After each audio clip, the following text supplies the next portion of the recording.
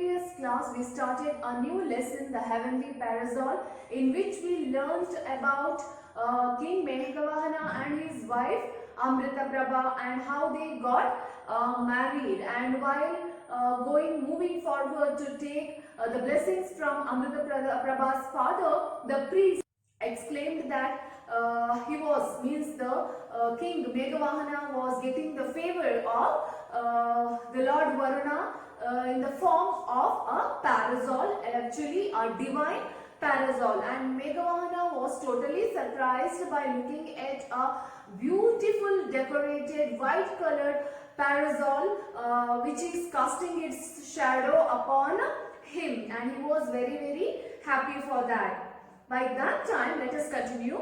Paragraph number 6 here.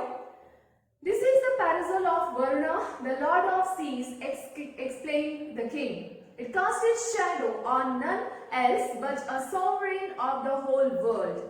You are destined for glory and brilliance. Here, the king told, after seeing the parasol of Varuna, he explained to the king Meghavahana that this is the parasol of Varuna and he is the Lord of the seas. Who told this? The king, that means the father of Amritaprabha, explained this to the king Meghavahana. It can't happy with the present king because he was always in prayers, and the government or the affairs of the kingdom was totally neglected. So because of this, the people of that kingdom was neglected and they were suffering a lot. That's why the ministers of the court of Kashmir, they offered him the throne and they said that we heard a lot about you. You are very good in your intelligence and you are very brave too. So that's why our palace or our kingdom needs you as our king. Means the people of this kingdom or this entire empire need you because you are very brave and very intelligent, so that take up the charge of the palace or this throne as a king and help the people of this kingdom to lead their life in a happier way. The ministers of the court or the Kashmir court explained all these things with the king Meghavahana. Honor us and the land by accepting our offer, he said. Here, honor means regard with great respect. Honor means regard with great respect, means you have to respect our opinion and take up the charge of a king and become the king of this kingdom, told by the ministers to the king Meghavahana. Paragraph 9. Meghavahana became the king of Kashmir. Soon he proclaimed a law against the killing of living beings. It became his ambition to conquer other kingdoms to impose this law on them as well. Here, Meghavahana agreed or he accepted the offer of the ministers of Kashmir court, means the Kashmir court. Meghavahana became the king of Kashmir later. That means after accepting the offer given by the ministers of Kashmir court, he became the king of Kashmir. As soon as he came up to the throne, he proclaimed a law against the killing of living beings. So what is the meaning of proclaimed here? Proclaimed means announced officially to the people or to the entire kingdom. What did he announce? He announced that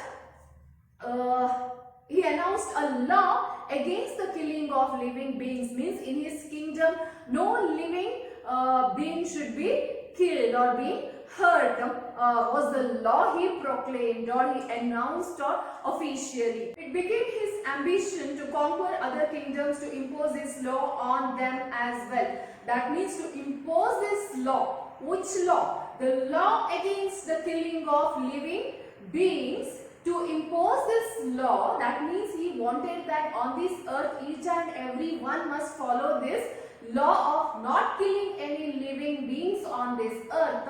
To impose that law only, he wanted to capture almost all the kingdoms on this earth. So it became his ambition to conquer other kingdoms to impose this law on them as well, because he do not want to hurt or he do not want to see any living being on this earth in pain. or to suffer a lot in their life. So that's why he wanted to impose this law. Paragraph 10. Once, while on an expedition near the sea, the king told his weary army to rest in the shade of some palm groves. I must use this time to plan a way to conquer the island of Lanka, he thought. It is the land of demons and needs to be taught the ways of peace. But how will I cross the great seas with my army?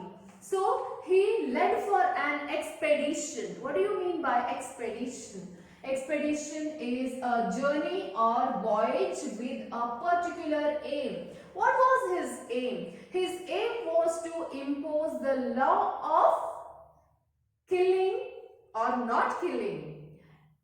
A law of not killing any human beings or any living beings here. So with this aim, he started his journey to conquer the kingdoms, and this time he wanted to capture or to conquer the kingdom of Lanka, because the Lankans or the people of Lanka were called as demons. Here demons means evil spirits. Okay, so here demons means evil spirits, and they do not know the way of living. They used to kill other living beings, they used to hunt other animals and all. They were very cruel in nature.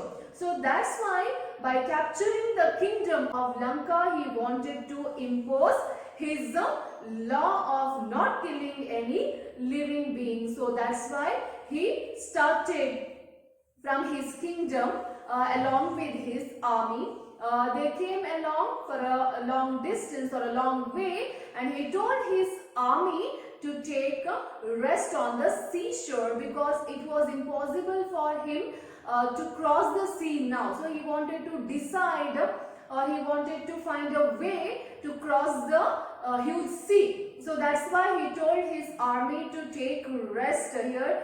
Weary army they had given in the book. What is the meaning of weary? The meaning of weary is tired. So he told his tired army to take rest on the seashore, because he wanted to plan to cross the sea and capture the kingdom of Lanka, and because he wanted to teach the demons the ways of peace, how to live happily or how to live peacefully without killing any living beings. But how will I cross the great seas with my army was his difficulty. So that's why he told his army to take rest on the seashore. Students, in this part of the lesson you will learn how the king Meghavahana, after getting the blessings of the heavenly parasol of Lord Varuna, got the throne of Kashmir and he became the king of Kashmir.